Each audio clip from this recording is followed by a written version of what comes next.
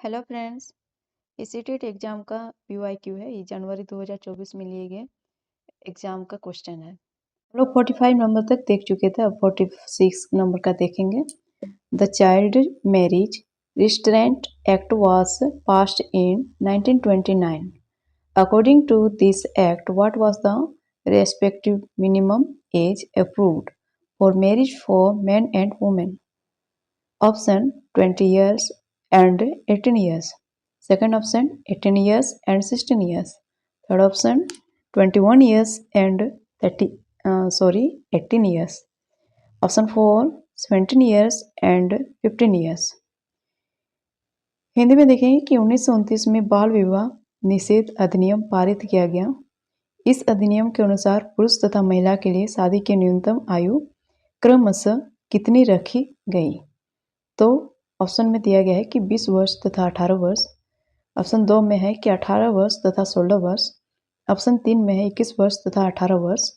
Option 4 में है 17 वर्ष या 15 वर्ष। तो कौन सा आंसर सही होगा बताइए।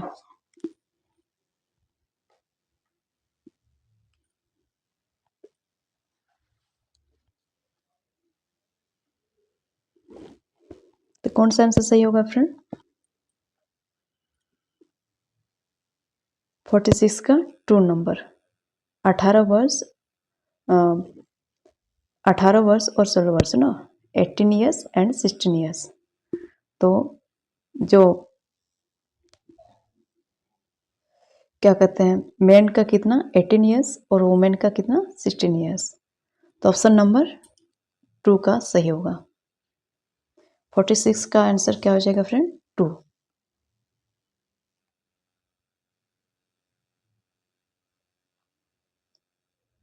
अब 47 नंबर का देख रहे हैं। India and Bangladesh are leading producers of jute. Choose the correct statements that support growth of jute. Option A, it grows well in alluvial soil.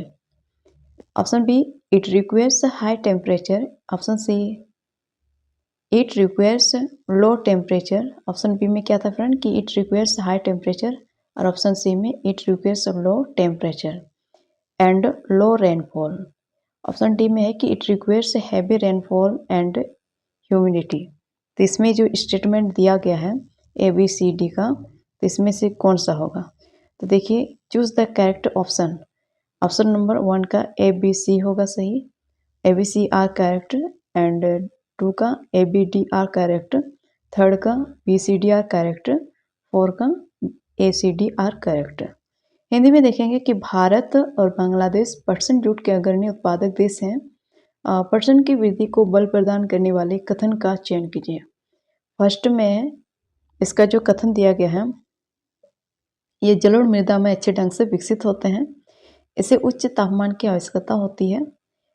इसमें थर्ड में दिया गया है कि इसे निम्न तापमान की ओर निम्न वर्षा की आवश्यकता होती है। और चौथा नंबर कथन में है कि इसे भारी वर्षा और आर्द्रता की आवश्यकता होती है। तो सही विकल्प क्या होगा, इसका चयन करना है। ऑप्शन 1 में दिया गया कि ABC सही है, 2 में दिया गया है कि ABD सही है, और तीसरा में दिया गया है कि BCD सही है, और चौथा में दिया गया कि ACD सही है। तो इसमें से कौन सा आंसर सही होगा फ्रेंड? आप लोग बताइए कमेंट बॉक्स में।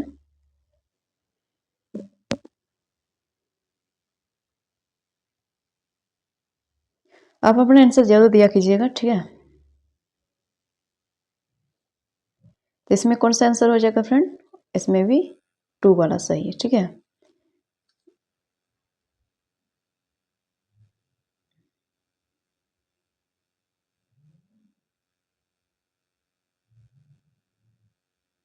इसमें क्या होता है,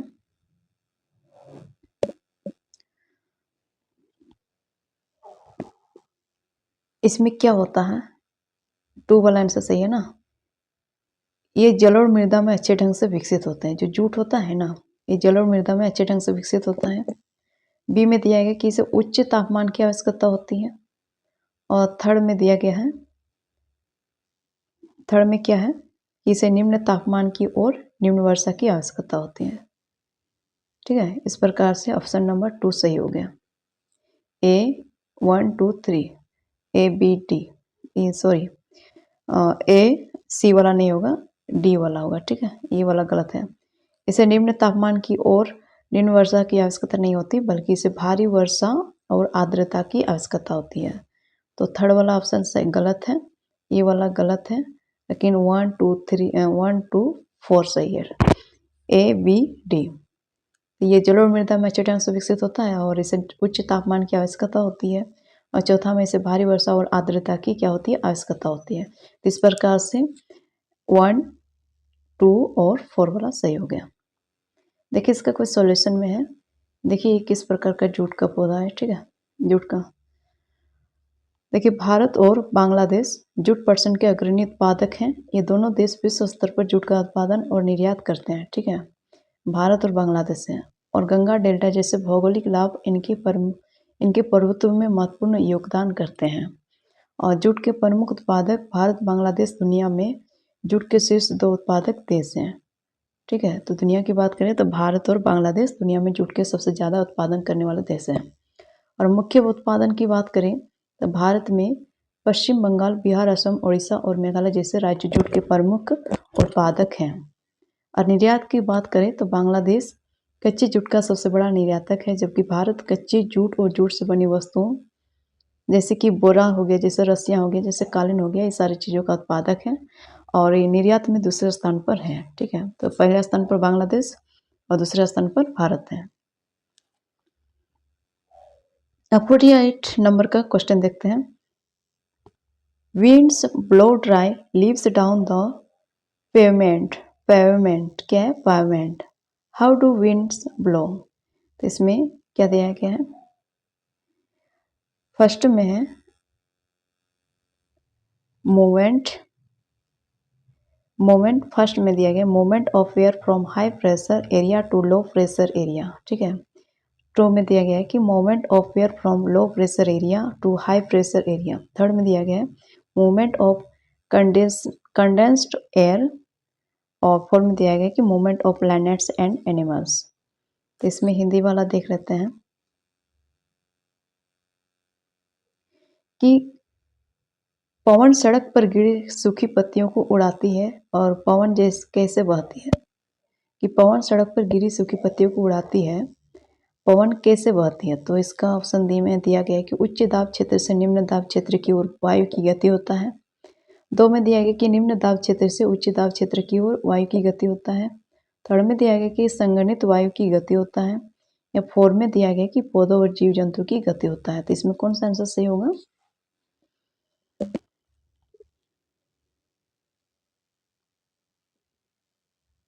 तो क्या होगा, उच्च दाब क्षेत्र से निम्न दाब क्षेत्र की ओर वायु की गति होता है, ठीक है। उच्च दाब क्षेत्र से निम्न दाब क्षेत्र की ओर वायु की गति होता है। तो ऑप्शन नंबर फर्स्ट वाला सही हो जाएगा। The movement of air from high pressure area to low pressure, ठीक है। उच्च दाब क्षेत्र से निम्न दाब क्षेत्र की ओर वायु की गति होता है। जब पवन सड़क पर गिरी सूखी पत्तियों को उड़ाती है तो पवन कैसे बहती है, जब उच्च दाब होगा और एयर प्रेशर जिसका हाई प्रेशर होगा, और किस तरफ, जिस तरफ कम प्रेशर होगा लो प्रेशर एरिया में, ठीक है, कम दाब क्षेत्र की ओर वायु की गति होगा। तो इस प्रकार से इसका आंसर हो गया आपका ए वाला, ठीक है। 48 नंबर का 1 आंसर। अब 49 क्वेश्चन को देखते हैं। 49 torrid zone on earth receives maximum heat as। First option में it is land located, second में is bounded by oceans, third में the midday sun is exactly overhead, fourth में rays of the sun are slanting here, कि पृथ्वी पर उष्णकटिबंधीय क्षेत्र सबसे अधिक ऊष्मा प्राप्त करता है क्योंकि यह स्थल रुद्ध है, सेकंड में है कि यह महासागरों से घिरी है, थर्ड में है कि दोपहर का सूर्य ठीक सिर के ऊपर होता है, और फोर्थ में है कि यहाँ सूर्य की किरणें तिरछी होती है। तो इसका आंसर क्या होगा 49 नंबर का, पृथ्वी पर उष्णकटिबंधीय क्षेत्र सबसे अधिक ऊष्मा प्राप्त करता है, किस जगह पर और क्यों, तो यह स्थलबद्ध है इसलिए, यह महासागरों से घिरी है इसलिए, यह दोपहर का सूर्य ठीक सिर के ऊपर होता है इसलिए, ये यहाँ सूर्य की किरणें क्या होती है, तिरछी होती है। तो क्या होता है,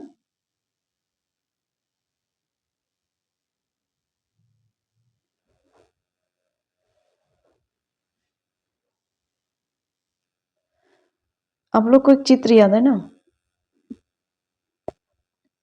आप लोग को एक चित्र याद है, जब सूर्य का रोशनी पड़ता है उष्ण कटिबंधीय क्षेत्र में, तो ठीक इसके सिर के ऊपर पड़ता है ना, ये जो सूर्य हो गया तो ठीक इसके सिर के ऊपर पड़ता है। तो क्या हो जाएगा, ये ऑप्शन नंबर थर्ड वाला, दोपहर का सूर्य ठीक सिर के ऊपर होता है। तो पृथ्वी पर जब उष्ण कटिबंधीय क्षेत्र सबसे अधिक ऊष्मा प्राप्त करता है, तब क्या होता है, दोपहर का सूर्य ठीक क्या होता है, सिर के ऊपर होता है। ये 49 नंबर का आंसर क्या हो गया फ्रेंड, थर्ड वाला, ऑप्शन थर्ड। दोपहर का सूर्य ठीक सिर के ऊपर होगा तो उष्ण कटिबंधीय क्षेत्र सबसे अधिक ऊष्मा प्राप्त करेगा। अब 50 नंबर का क्वेश्चन देखते हैं। Lines drawn on a globe are known as latitudes and longitudes. What purpose do these lines serve? First option में है to make a design on globe, second option में है to locate places on earth, third option में है to beautiful the globe, fourth में they are furrows on earth and indicate physical features of the क्या है, अर्थ। तो एक globe पर खींची गई रेखाओं को अक्षांश और देशांतर के रूप में जाना जाता है। यह रेखाएं किस उद्देश्य को पूरा करती है।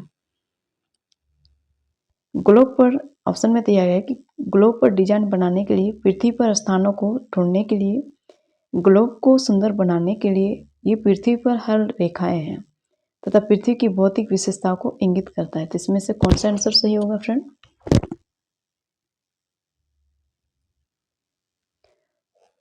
तो जो ग्लोब होता है, ठीक है, जो ग्लोब होता है तो इस प्रकार से रेखाएं होती है ना, फिर कुछ इस प्रकार से होती है, कुछ इस प्रकार से होती है, कुछ इस प्रकार से होती है। तो ये किस प्रकार की रेखाएं क्या दर्शाने के लिए खींचा जाता है, किस उद्देश्य के लिए खींचा जाता है, ये रेखाएं क्यों होती है, किस पर्पस के लिए, what purpose do this line serve, कौन सा उद्देश्य पूरा करती है। तो 50 नंबर का आंसर क्या हो जाएगा फ्रेंड, ये सेकंड वाला, ठीक है, सेकंड का आंसर हो जाएगा। पृथ्वी पर स्थानों को ढूंढने के लिए क्या करती है, पृथ्वी पर स्थानों को ढूंढने के लिए। 50 नंबर क्वेश्चन का आंसर क्या हो जाएगा कि पृथ्वी पर स्थानों को ढूंढने के लिए, ठीक है, to locate places on earth, ठीक है।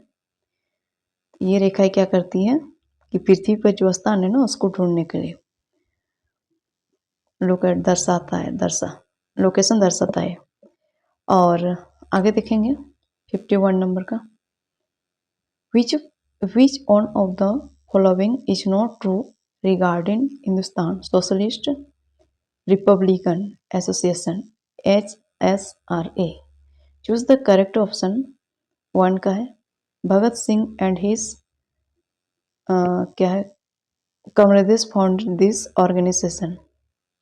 सेकंड में it was founded in 1928 at Firoz Shah Kotla in Delhi. Third में it was founded in 1928 at Amritsar in Punjab. Fourth में members of the HSRA assassinated Sanders a police officer।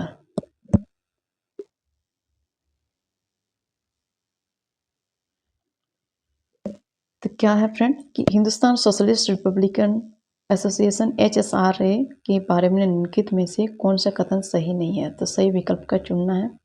Bhagat Singh और उनके क्रांतिकारी साथियों ने इसकी स्थापना की थी। सेकंड में 1928 में दिल्ली के फिरोजशाह कोटला में इसकी स्थापना हुई थी। थर्ड में है 1928 में पंजाब के अमृतसर में इसकी स्थापना हुई थी। और फोर्थ में है कि HSRA के सदस्यों ने सैंडर्स पुलिस अफसर की हत्या की थी। तो इसमें से कौन सा आंसर सही होगा फ्रेंड। अब अपना आंसर कमेंट बॉक्स में जरूर दिया कीजिए। भले वीडियो ऑफलाइन क्या कहते हैं रिकॉर्डेड बनेगा, लेकिन आप लोग को अपना आंसर देना जरूरी बनता है। इसमें आप लोग का रिवीजन हो जाएगा, ठीक है। अपने आप का जांचना भी हो जाएगा, खुद से एग्जाम लेना हो जाएगा। अब देखेंगे कि 51 का आंसर क्या हो जाएगा फ्रेंड। तो इसमें थर्ड वाला सही होगा ना, ए वाला गलत है, तो ही इसमें सही होगा। 1928 में पंजाब के अमृतसर में इसकी स्थापना हुई। ये वाली बात गलत था, तो गलत का दोस्त सही नहीं है, ये वाली बात थी ना, सही नहीं है, तो गलत का दोस्त गलत वाला होगा ना। 1928 में पंजाब के अमृतसर में इसकी स्थापना हुई थी, ये वाली बात गलत है, तो ही इसका सही होगा आंसर में।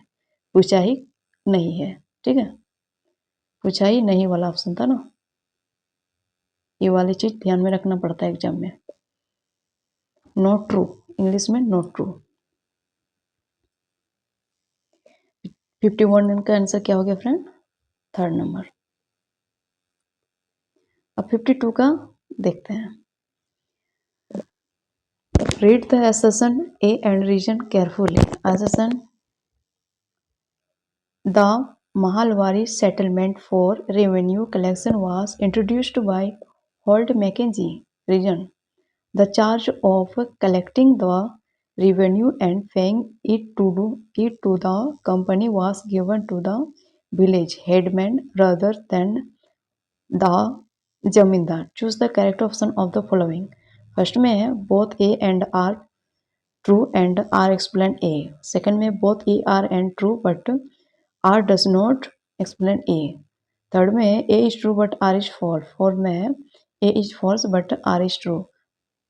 अभिकथन ए तथा आर को ध्यान से पढ़ना है। अभिकथन ए है राजस्व वसूली व्यवस्था क्या है, माहलवाड़ी बंदोबस्त की शुरुआत हॉल्ट मैकेंजी ने किया था, और कारण में दिया गया है कि राजस्व वसूली तथा कंपनी उस तक इसे पहुंचाने की जिम्मेदारी गांव के प्रधान को दी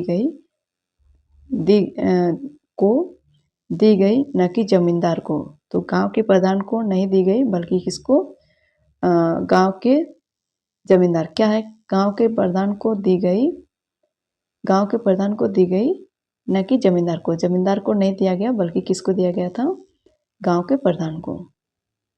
तो राजस्व वसूली तथा कंपनी तक इसे पहुंचाने की जिम्मेदारी गांव के प्रधान को दी गई न कि जमींदार को।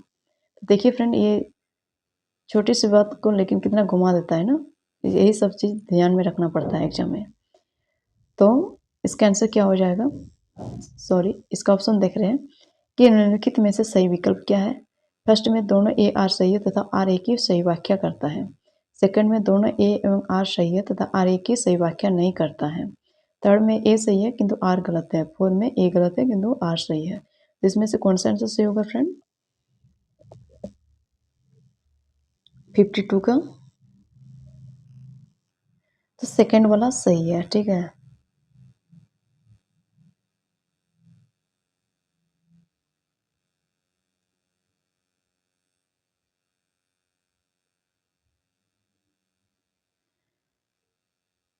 सेकंड वाला सही होगा।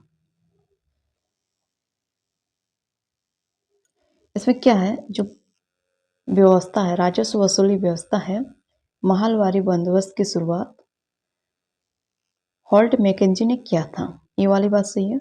और कारण में दिया है रीजन में राजस्व वसूली तथा कंपनी तक इसे पहुंचाने की जिम्मेदारी गांव के प्रधान को दी गई थी, ठीक है, न कि जमींदार को। तो ए एवं आर दोनों सही है, लेकिन जो है ना, ये दोनों बात अलग अलग है। तो आर क्या करता है, ए की व्याख्या नहीं करता है, इसलिए ये वाला ऑप्शन सही हो जाएगा।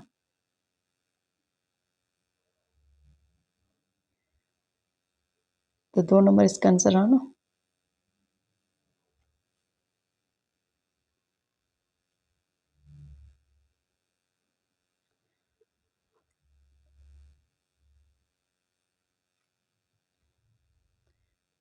अब 53 वाला नंबर देखेंगे। Which of the following statements help in sustainable development with reference to present day resource availability, ठीक है। तो ए में दिया गया है reducing consumption of resources, B में है इंक्रीजिंग रिसोर्स यूज, सी में है रिसाइकलिंग रिसोर्सेज, डी में है reusing things. Choose the correct option. Option में दिया गया कि ए 1 में है ए सी डी, 2 में है ए बी सी, और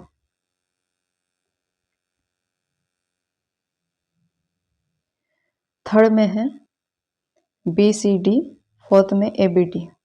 तो वर्तमान समय के संसाधन उपलब्धता के संदर्भ के साथ सतत पोषणीय विकास में सहायता करता है। फर्स्ट में इस संसाधन की खपत को घटाता है। क्या कहता है? संसाधन की खपत को घटाता है। बी में दिया गया है संसाधन की सब खपत को घटाना है, और बी में क्या है कि संसाधनों के उपयोग में वृद्धि करना है। सी में दिया गया है कि संसाधनों का पुनर्चक्रण करना है, और डी में दिया गया है कि वस्तुओं का पुनः उपयोग करना है। तो इसमें से कौन सा आंसर सही होगा? देखिए, क्वेश्चन में पूछा क्या है कि वर्तमान समय के जो संसाधन उपलब्धता है ना, इसके संदर्भ में सतत पोषणीय विकास में सस्टेनेबल डेवलपमेंट इसके विकास में किसके विकास में सहायता करता है। तो इसमें कौन सा आंसर सही होगा? ए सी डी या ए बी सी या बी सी डी या ए बी डी, कौन सा ऑप्शन सही होगा?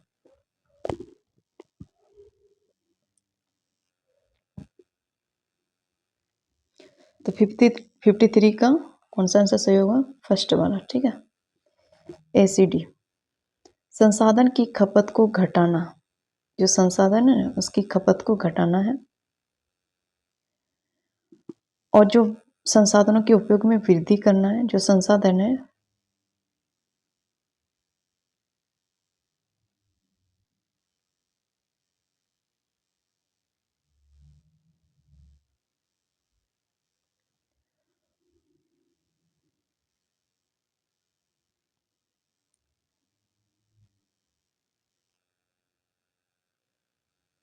इसमें थोड़ा टाइपिंग में मिस्टेक हो गया कि संसाधनों की उपयोग में वृद्धि, ये वाला संसाधनों का जो रिसोर्सेस है, इंक्रीजिंग रिसोर्सेस यूज, तो उसका जो रिसोर्स है उसको बढ़ाना है, ठीक है, ये उपयोग वाला बात गलत है।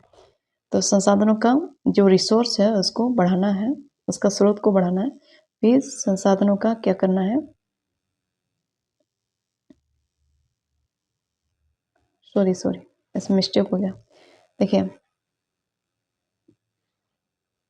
ऑप्शन फर्स्ट वाला सही होगा ना, इसका ऑप्शन फर्स्ट वाला सही होगा। इसमें ए है और सी है और डी है, तो ये वाली बात गलत है, ठीक है, इसको काट देना है, जो गलत बात है तो उसको काट ही देना है।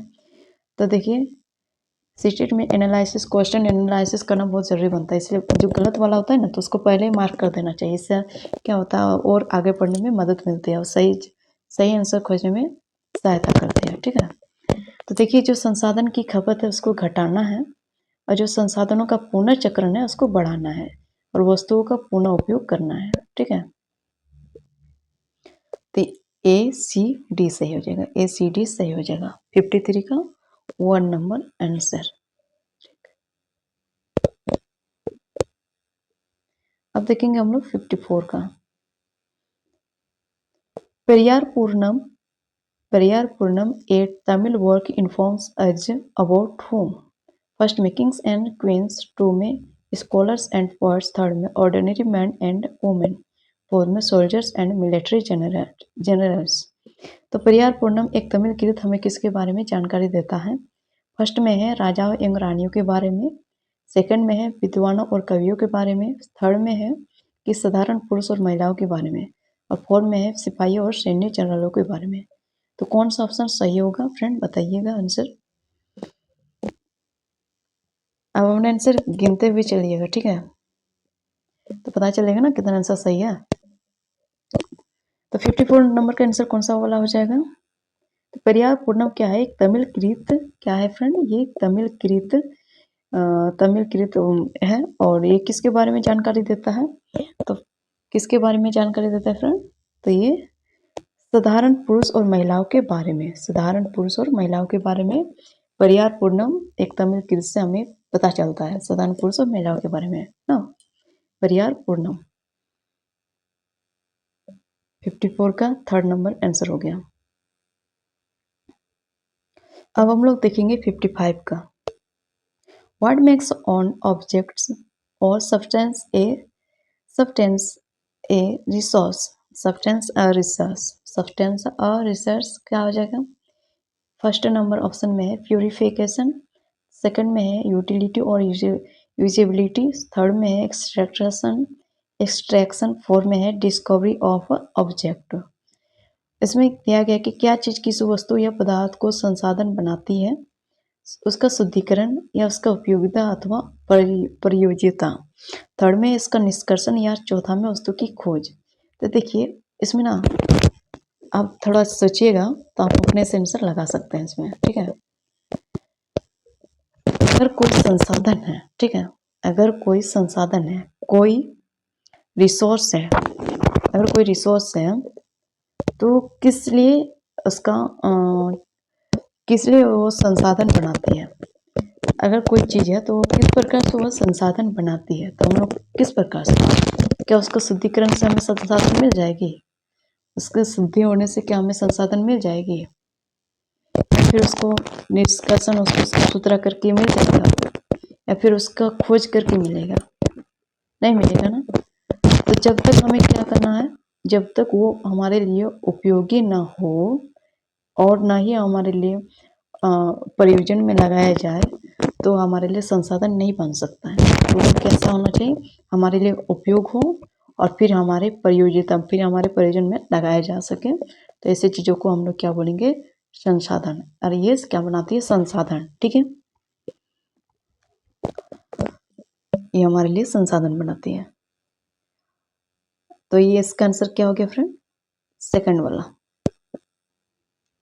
55 का सेकंड वाला आंसर हो गया। इस तरह से आप लोग एनालिसिस करके 7-8 क्वेश्चन ऐसे ही बना लीजिएगा, ठीक है, बिना पढ़ करके भी। थोड़ा सोचना पड़ता है, थोड़ा एनालिसिस करना पड़ता है। देखिए 56 नंबर का, the prairies are the prairies are known as granaries of the world. Select the conditions that help in production of surplus wheat and resign. Wheat in the resign है। तो ए में है people do not use technology here. B में है people are very hardworking here.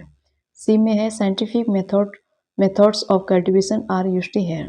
D में है there is a lack of rainfall in this region. तो choose the correct option में A and B are correct, 2 में है कि B and C are correct, third में है कि A and D are correct, fourth में है C and D are correct. तो इसमें से कौन सा ऑप्शन सही होगा। तो प्रेरी को विश्व का धान्यागार भी कहते हैं। इस प्रदेश में क्या आता है, गेहूं के उत्पादन में। तो देखिए क्वेश्चन क्या पूछा है, जो प्रेरी है ना, इसको विश्व का धान्यागार भी कहते हैं, ठीक है। और इस प्रदेश में क्या है, अत्यधिक गेहूं के उत्पादन में क्या है, सहायक परिस्थितियों का चुनाव कीजिए। तो यहाँ क्या करते हैं लोग, प्रौद्योगिकी का उपयोग नहीं करते हैं, या यहाँ लोग बहुत परिश्रमी होता है, या फिर कृषि की वैज्ञानिक विधियों का यहाँ प्रयोग किया जाता है, या फिर इस प्रदेश में वर्षा की कमी है। तो इसमें से क्या सहायक कारण है, क्या सहायक परिस्थिति है, उसका आंसर देना है। तो फर्स्ट में ए बी सही है, सेकंड में बी सी सही है, थर्ड में ए डी सही है, और फोर्थ में सी और डी सही है। तो इसमें से कौन सा आंसर सही होगा बताइए। तो प्रेरक को विश्व का धान्यागार किस लिए बनाने में सहायक है, किसके कारण से, किस परिस्थिति के कारण से। तो आंसर क्या होगा फ्रेंड,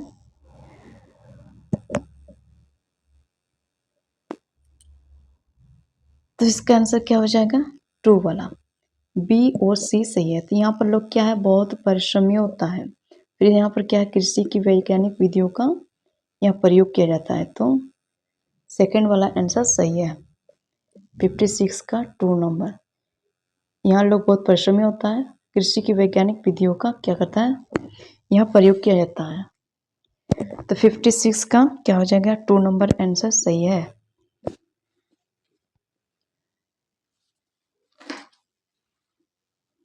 फिफ्टी सिक्स का 2 नंबर, ओके। अब 57 का देख रहे हैं, the true representative model of our earth is, first में मैप, सेकंड में सैटेलाइट इमेज, थर्ड में रुग्वी बॉल, फोर्थ में ग्लोब। तो हमारी पृथ्वी का वास्तविक निरूपक प्रतिरूप है। तो बताइए हम लोग का जो पृथ्वी है ना, तो ये किस प्रकार का निरूपक दिखता है, किस प्रकार का मॉडल दिखता है? तो मानचित्र के समान, या उपग्रह से प्राप्त चित्र के समान, या कोई रग्बी गेंद के समान, रुग्बी गेंद के समान। ये रुग्बी होगा ना, रुग्बी गेंद के समान, या फिर ग्लोब के समान। तो हमारा पृथ्वी किस, थोड़ा सा आप लोग का हम थोड़ा टिप्स देते हैं कि हमारा पृथ्वी किस प्रकार है, इस प्रकार है ना। तो इसमें से कौन सा चीज इस प्रकार दिख रहा है? ठीक है, गोल जैसा कौन सा चीज आपका दिमाग में आ रहा है? मानचित्र गोल है? नहीं होता है ना। उपग्रह से प्राप्त चित्र किस प्रकार दिखता है? लगता है इसमें कैसा लगेगा? ये भी नहीं होगा ना। रग्बी गेंद कैसा होता है? इस प्रकार का होता है ना। ये भी नहीं होगा। लेकिन ग्लोब हमारा पृथ्वी का वास्तविक निरूपक है। तो ये क्या है? आवर अर्थ का मॉडल है, रिप्रेजेंटेटिव, क्या कहते हैं, रिप्रेजेंटेटिव इसका मॉडल है। ठीक है, ग्लोब पृथ्वी का अर्थ का रिप्रेजेंटेटिव मॉडल है ग्लोब। तो इसका आंसर क्या हो जाएगा फ्रेंड? 4 वाला। 58 का आंसर क्या हो गया आप लोगों का? सॉरी, 57 का आंसर क्या हो गया? 4 ग्लोब के समान है। अब हम लोग देखेंगे 58 नंबर का question. Read the assertion A and region R carefully. कहा है कि assertion में tribes have rich and unique culture traditions including their own language and music extra. Reason R में दिया कि land, forest, grasslands and water are regarded as the wealth of the entire tribe and everybody shares and uses this together। तो इसमें choose the correct option of the following, both A and R true R explains. तो इसमें यहाँ पर ए होगा ना, ए वाला चीज छूट गया है। R A explain. ट्रू में है कि बोथ ए एंड,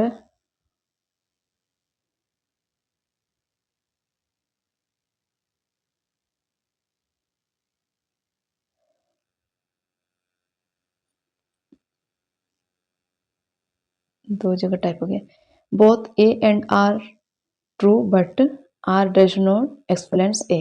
ठीक है। थर्ड में A is true but R is false. Four में A is false but R is true. अब हिंदी में दिया गया है कि अभिकथन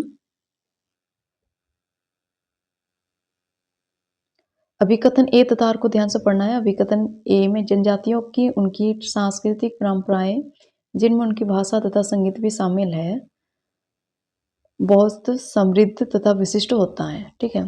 तो जो जनजातियों की उनकी सांस्कृतिक परंपराएं होता है और जिसमें उनकी भाषा तथा संगीत भी शामिल है, क्या होता है? बहुत समृद्ध तथा विशिष्ट होता है।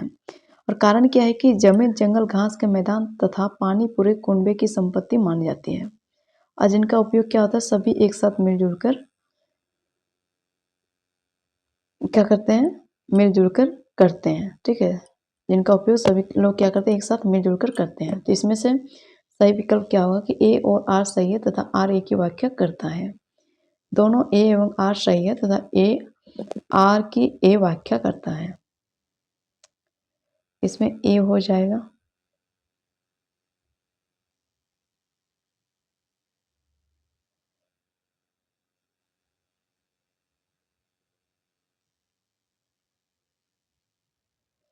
नहीं, ठीक है, दोनों ए एवं आर सही है, लेकिन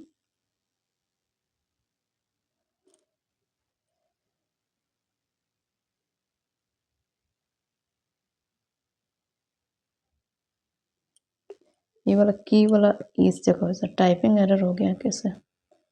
ये जो की है ना, इस जगह होता है। आर ए की व्याख्या करता है, इस जगह की हो जाता।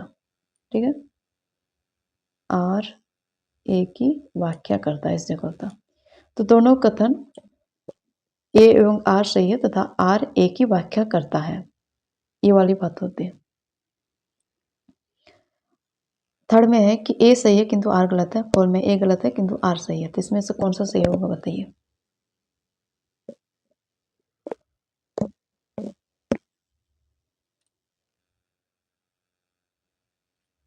दोनों ए एवं आर सही है तथा आर ए की व्याख्या करता है, फर्स्ट में है। सेकंड में दोनों ए एवं आर सही है तथा आर ए की व्याख्या नहीं करता है। और थर्ड में है कि ए सही है किंतु आर गलत है। फोर में ए गलत है किंतु आर सही है। तो इसमें से कौन सा आंसर सही हो जाएगा फ्रेंड बताइए। 58 का तो ऑप्शन नंबर 2 वाला सही हो जाएगा, ठीक है।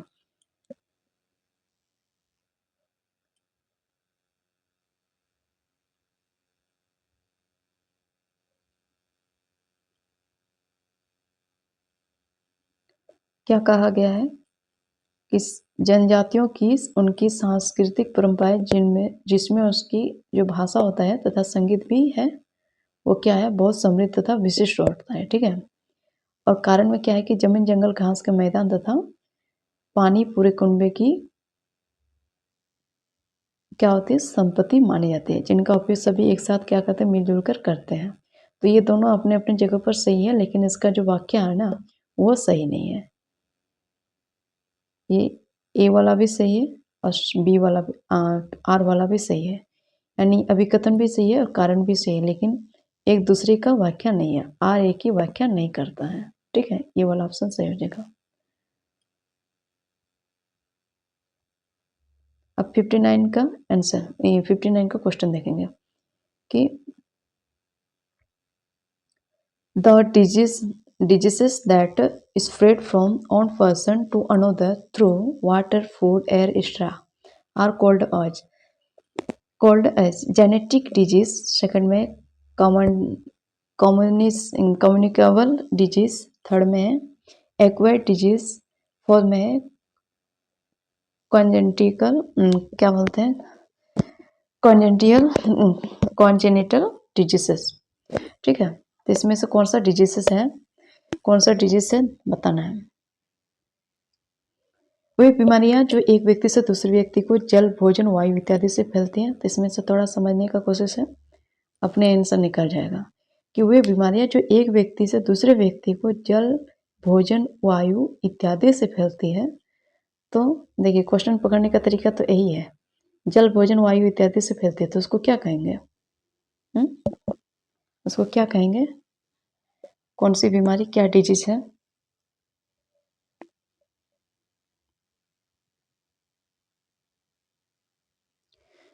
देखिए जल से फैलता है, भोजन से फैलता है, वायु से फैलता है। तो अगर कोई संचारणीय है, कोई संचारणीय है, एक जन का है दूसरे जगह फैलेगा तो उसको संचारणीय बीमारी कहेंगे ना। अनुवांशिक तो होगा नहीं, अनुवांशिक होता है उसके पिता का हुआ, इसका नाना का हुआ, उसका दादा का हुआ तो उसका भी होगा, ये बीमारी तो होगा नहीं। उपार्जित, उपार्जित मतलब अपने से उपार्जित होता है, उपार्जित क्या कहेंगे, एक्वाइर्ड, किसी से एक्वाइर्ड कर लेगा तो इस तरह से तो होगा नहीं। जन्म से, जन्म से तो नहीं होगा, जन्म से कैसे होगा, जल, भोजन, वायु, तो जल, भोजन, वायु तो जन्म से ही पीते हैं, इसमें थोड़ा ना होगा। लेकिन अगर हम किसी का जूठा जल पिएंगे या अगर हम किसी का क्या कहते हैं गंदा पानी पिएंगे या गंदा भोजन खाएंगे या गंदा वायु में सांस लेंगे तो इस प्रकार से हमारा संचारणीय बीमारियां हो सकती है, ठीक है। इसलिए आंसर कौन सा हो गया, सेकेंड वाला, 2 वाला आंसर, 59 का 2 आंसर। अब 16 नंबर क्वेश्चन का देख रहे हैं, ठीक है।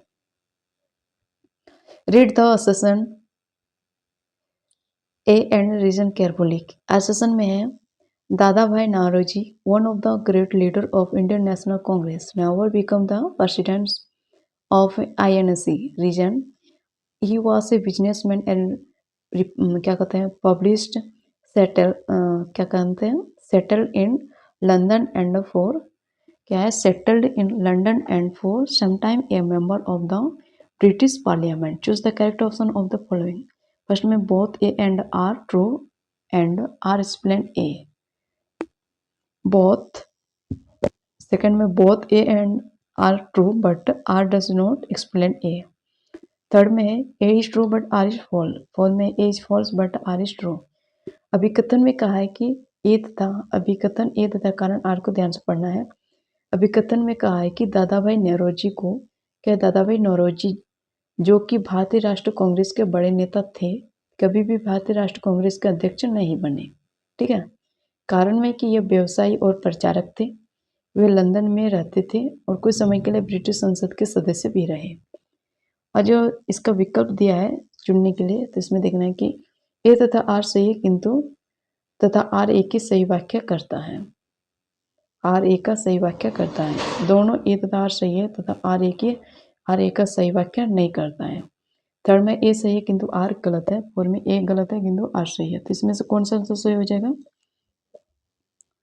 देखिए और एक बार क्वेश्चन रिपीट करते हैं कि दादाभाई नौरोजी जो कि भारतीय राष्ट्र कांग्रेस के क्या थे, एक बड़े नेता थे, कभी भी उन्होंने भारतीय राष्ट्र कांग्रेस के अध्यक्ष नहीं बने, यानी आईएनसी में कभी भी उन्होंने अध्यक्ष नहीं बने।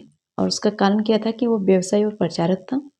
वो क्या था, लंदन में रहता था या फिर कुछ समय के लिए ब्रिटिश संसद के सदस्य भी रहे। तो इसमें से कौन सा आंसर सही हो जाएगा? 60 नंबर का आंसर क्या होगा बताइए? तो ए वाला जो अभिकथन है ना, अभिकथन सही है लेकिन आर गलत है। ठीक है, 60 का गलत है आर, 4 वाला ए गलत है किंतु आर, सॉरी उल्टे बोल दिए, ए वाला गलत है लेकिन आर वाला सही है। ए है ना आंसर 60 नंबर के 4 में ए गलत है किंतु आर सही है। देखो और एक बार बता रही हूँ कि जो है ना दादाभाई नौरोजी जो कि भारतीय राष्ट्र कांग्रेस के बड़े नेता थे, कभी भी राष्ट्र कांग्रेस का अध्यक्ष नहीं बने, ये वाला बात गलत है। ठीक है, लेकिन ये व्यवसायी और प्रचारक थे, वे लंदन में रहते थे और कुछ समय के लिए ब्रिटिश संसद के सदस्य भी रहे थे, ये वाली बात क्या है, सही है। ठीक है, तो ये चौथा नंबर का आंसर हो जाएगा, आंसर नंबर 4। ठीक है फ्रेंड्स, आप लोग को समझ में आ रही होगी और आप लोग प्रैक्टिस भी कर रहे होंगे। फिर मिलेंगे दूसरे वीडियो के साथ, तब तक के लिए धन्यवाद।